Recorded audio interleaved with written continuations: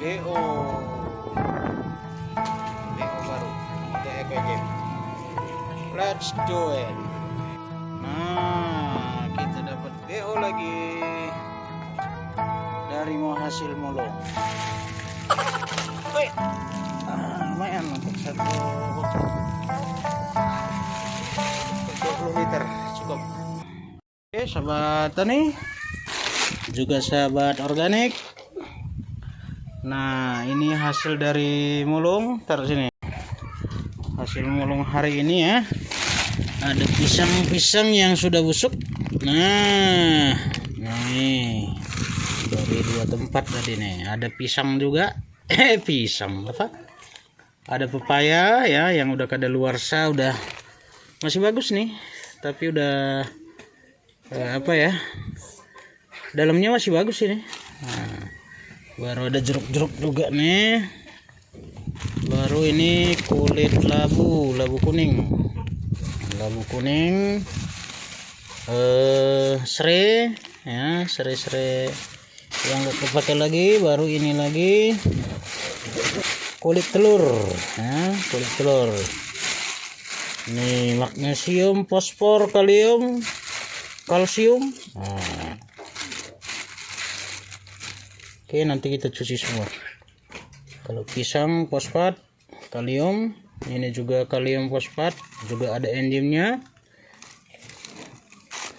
Oke, jadi ada 1 2 3 4 5 lah dengan ini ya, tapi kulit jeruknya nanti tambahannya sedikit. Nah, oke, jadi kita pakai tetap molase ya. Ini molase dan air leri. Kita tetap pakai air leri. Oke.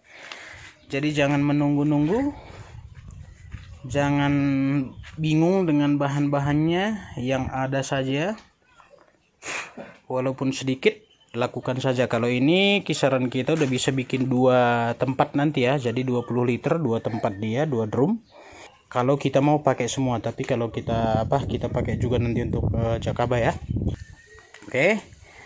Ya, jadi kita lihat nanti prosesnya seperti apa untuk pembuatan ekoenzim yang tujuannya awalnya memang hanya untuk pertanian.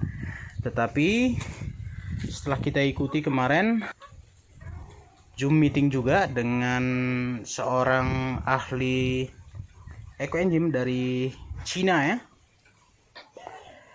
Ternyata memang menurut beliau penggunaan molase dengan gula merah tebu tidak ada masalah, tidak ada perbedaan.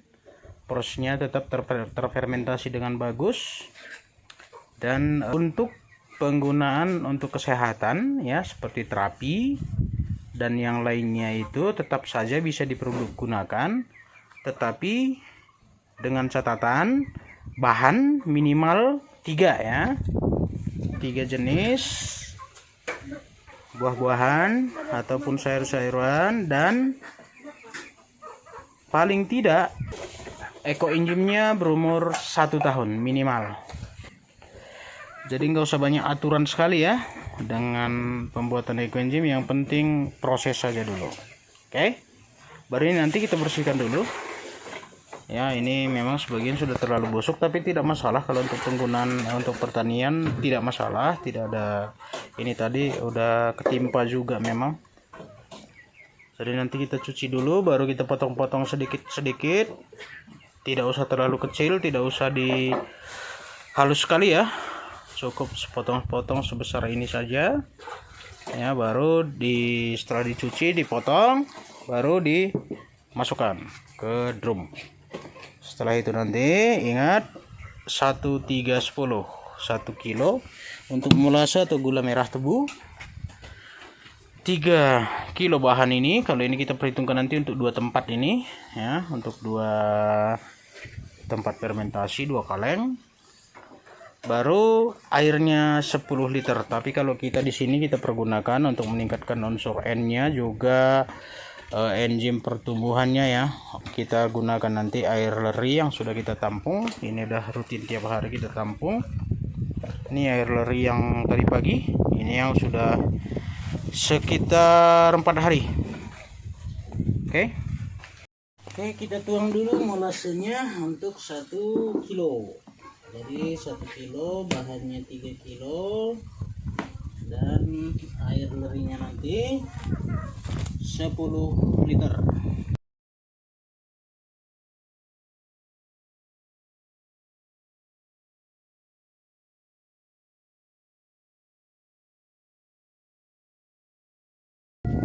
Oke, kita pergunakan cutter saja, usahakan cutter yang masih bagus ya. Ya, tujuannya agar jangan terkontaminasi dengan besi-besi yang sudah berkarat ya. Kita belajar melakukan prosesnya, nanti tahap demi tahap sambil belajar kita akan semakin paham ya.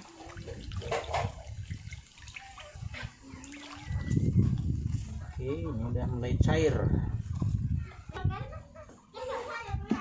Nah, segini aja. Oh, nanti hancur semua ini.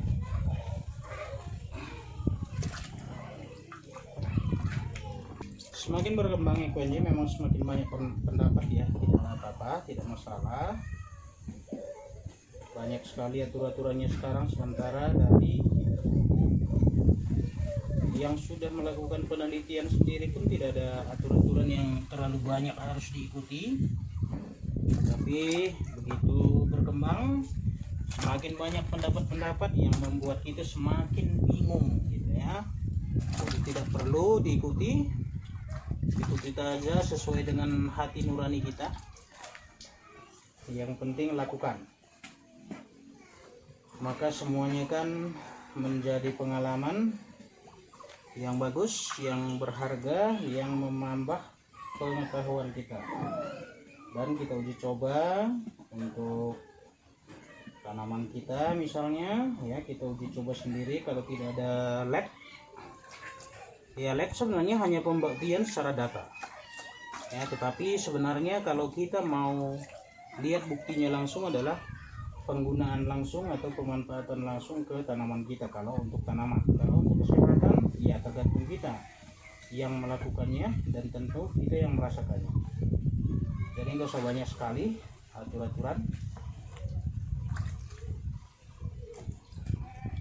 Begitu mengenal ekoenzim, nanti kalau ada tambahan lain nggak apa-apa, kalaupun misalnya belakangan kita tambahkan tidak apa-apa. Tapi yang paling perlu kita ingat adalah kita harus tahu tanggal memasukkan bahan yang terakhir ya, yang paling terakhir itulah tanggal pemasakannya. Atau misalnya hari ini kita masukkan seperti ini, tetapi besok kita masukkan lagi tambahan buah lain jika ada untuk melengkapi minimal 3 atau 4 bahan ya.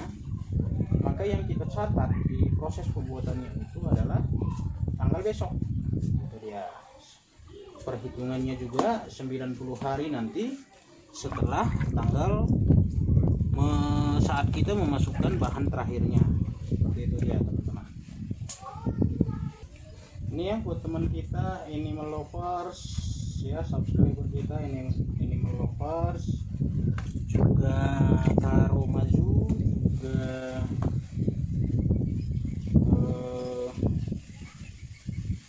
dari beberapa kemarin yang menanyakan prosesnya seperti apa. Karena itu tadi teman-teman, begitu mereka mengikuti grup-grup ekoenzim yang berbeda ya, itu semakin banyak mereka mengikuti, semakin sering mereka melihat, karena banyak sekali di situ pendapat-pendapat yang mungkin kadang-kadang bertolak belakang ya. Jadi mereka semakin bingung, apakah harus begini, apakah harus begitu. Makanya saya tunjukkan nih yang berdasarkan pengalaman kita ya, sembarangan saja juga jadi tuh. Enak tuh. Ya. Bisa nanti kena tangan. Lihat ya. Nah, ini dia Abang Lionel yang juga sudah membuat ekoenzim karena sudah mulai paham dengan manfaatnya. Dia juga rutin menyiramkan ekoenzim ke bunga-bungaan dan tanaman-tanaman sekitar rumah. Nah, jadi boleh kita juga sekaligus mendidik generasi kita agar mereka juga semakin paham ya apa arti atau apa manfaat dari yang kita buat ya. Sehingga itu juga menjadi darah daging buat dia, dan kedepannya mereka yang akan melanjutkan Eco Enzim.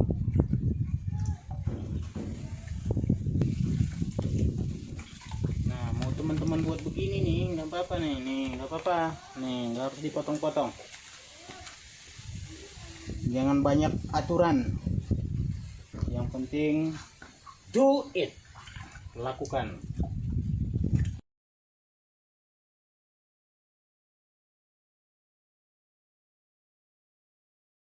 Nih, selain itu bijinya juga bisa juga ya kita manfaatkan, mau jadi apa, buat jadi pembibitan apa-apa, nanti dibagi-bagi ke tetangga boleh ya. Bibit labu kuning tinggal ditanam.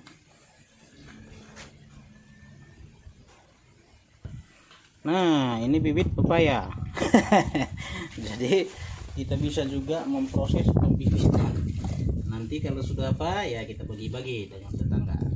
Enzim itu tidak ada limbah, semua bisa dimanfaatkan, semua bisa diproses.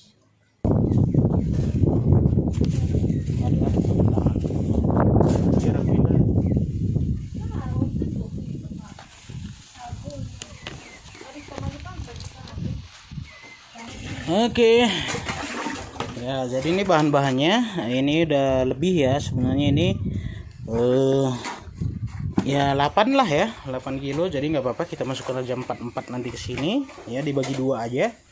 Itu udah 1 kilo, udah apanya sudah kita cairkan ya. Molasenya 1 kilo sudah kita cairkan. Ayo diaduk naku. Sama ini tadi pisangnya. Bawah tadi kan pisang semua loh.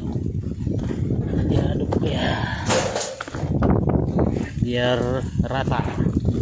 Oke. Oke bang, masukin bang. Separuh ya naku. Deket aja nih.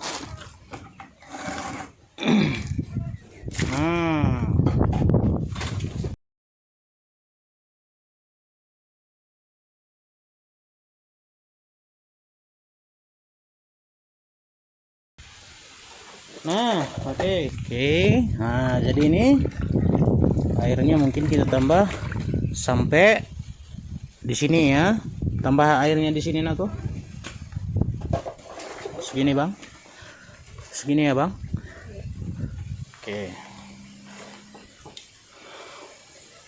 Ini air leri ya.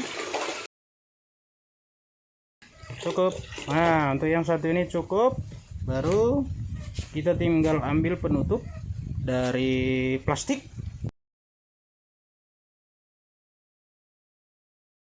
Nah, karena udah biasa kita buat, jadi takaran untuk molasenya juga ada seperti itu ya. Ya, kalau nanti misalnya terjadi pembusukan, ya banyak juga teman-teman yang mengatakan baunya tidak wangi ya, aromanya itu membusuk dan ada belatung di dalamnya. Itu tidak masalah ya teman-teman, kalau proses fermentasinya kurang sempurna. Kemungkinan ada beberapa hal. Satu, bisa saja dia tidak terlalu ketat ya penutupannya, seperti itu ya, tidak terlalu ketat. Baru yang kedua, kekurangan zat gulanya ya ataupun karbohidratnya untuk berkembang biak bakterinya ya, seperti itu. Tidak sesuai takarannya ya. Ya, jadi itu pun mempengaruhi ya teman-teman. Jadi baunya itu, proses fermentasinya itu tidak sempurna, seperti itu dia. Jadi tidak perlu dibuang. Kalau menurut kita kemarin misalnya kurang banyak gitu ya, bisa kita tambahkan, nggak masalah ya. Jadi tidak ada kata gagal kalau dalam proses fermentasi daripada Eco Enzim. Nah, jadi udah seperti ini dia ya. Nah, jadi ada sisa ya, ini untuk ruang pembuangan gasnya ya. Nah, makanya saran kita ya teman-teman, untuk membuat eco engine itu upayakan untuk wadahnya itu terbuat dari plastik ya. Nah, plastik ketika misalnya gasnya ada ya, gasnya karena nanti dalam proses fermentasinya akan menimbulkan gas metannya. Jadi gas metan itu akan memaksa untuk keluar seperti itu ya. Jadi masih ada ruang di sini ya. Ini sebenarnya sedikit terlalu banyak tapi tidak apa-apa ya. Jadi masih ada sisa tempat ruang ini untuk pengumpulan gasnya ya. Jadi dia kan mengumpul di sini nih ya, seperti itu. Jadi kalau menurut kita perlu ya nggak apa-apa, dikendorkan sebentar ya, dikendorkan beberapa detik saja, gasnya akan keluar ya. Gasnya akan keluar, udah tutup lagi seperti itu. Tapi kalau kita membuat bahan ataupun wadahnya itu berbahan botol kaca ya, kalau tidak tebal ini bisa pecah nih teman-teman.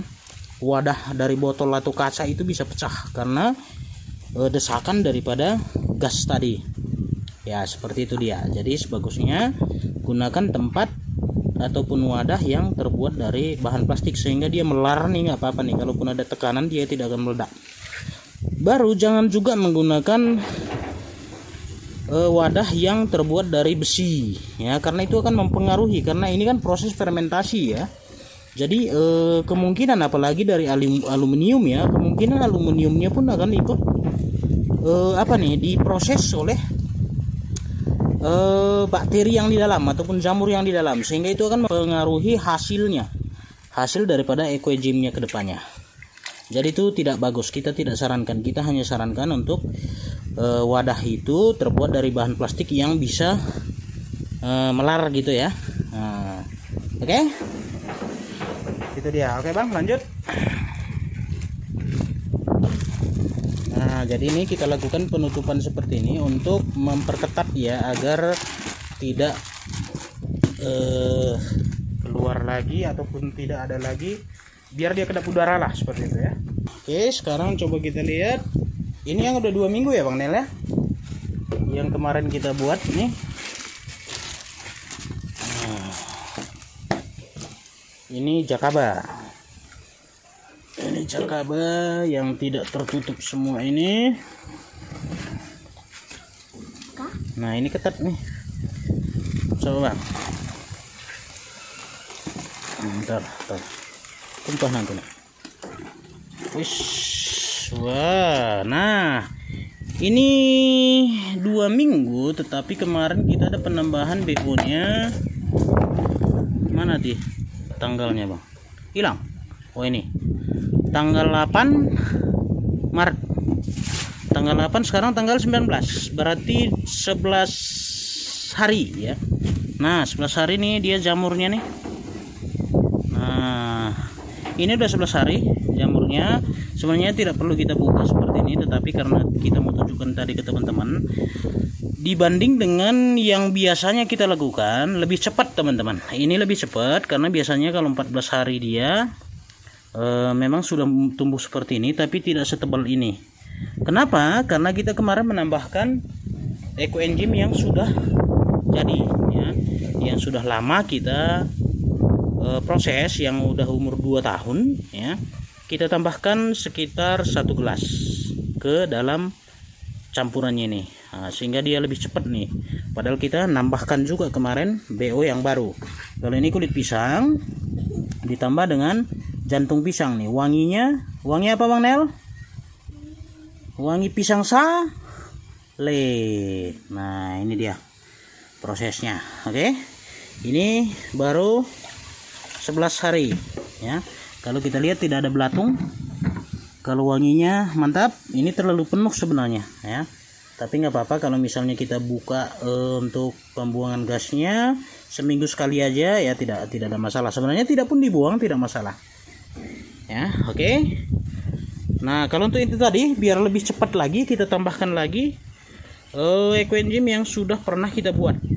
Jadi kalau misalnya teman-teman sudah memiliki eco enzim, ya boleh aja kita tambah masternya ya, atau indukan yang sudah jadi. Kita kebetulan ada, nanti kita coba tambahkan itu kalau sudah jadi ya. Tapi kalau tidak ada, belum pernah buat, tidak masalah teman-teman, cukup dengan ini saja, tidak ada tambahan apa-apa ya. Tapi kalau sudah ada, tidak apa-apa, kita tambahkan. Sobat semuanya, jadi ini udah selesai kita buat, tinggal kita tutup saja. Namun satu lagi, ketika misalnya teman-teman sudah memiliki indukan atau master ataupun eco enzim yang sudah pernah berhasil dibuat ya, ini udah kita buat 2 tahun kemarin ya, ini udah berumur 2 tahun, ini tinggal sedikit nih ya. Jadi ada juga di dalam sebenarnya mother enzimnya tuh di dalam, tapi agak susah mengeluarkannya, jadi cukup ditambahkan lagi saja. Nah ini dia. Nah kalau sudah ada, cukup 1 gelas ditambahkan ya, seperti ini aja, udah selesai. Biar kita lihat sekaligus nih teman-teman.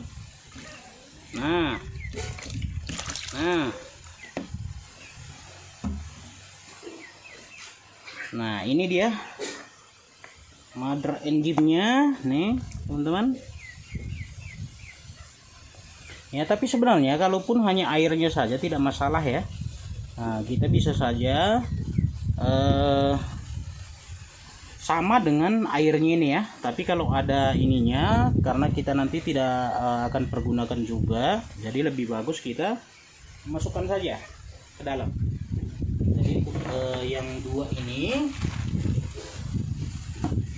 kita boleh potong aja. Nah, kita potong nih seperti ini, kita masukkan aja. Atau kalaupun tidak ada ya, airnya tadi aja nggak masalah. Oke, berarti ini udah bisa kita tutup. Nanti kita tutup ini.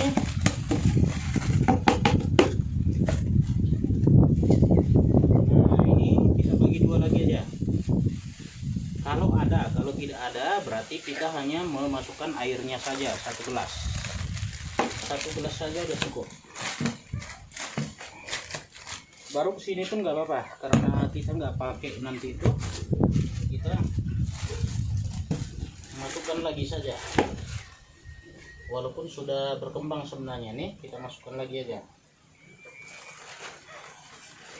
Baru kita tutup dan kencangkan. Nah, simple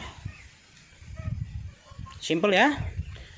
Jadi sudah, bahan-bahannya juga sudah kita catat semua, tanggalnya sudah kita catat. Baru untuk penyimpanannya,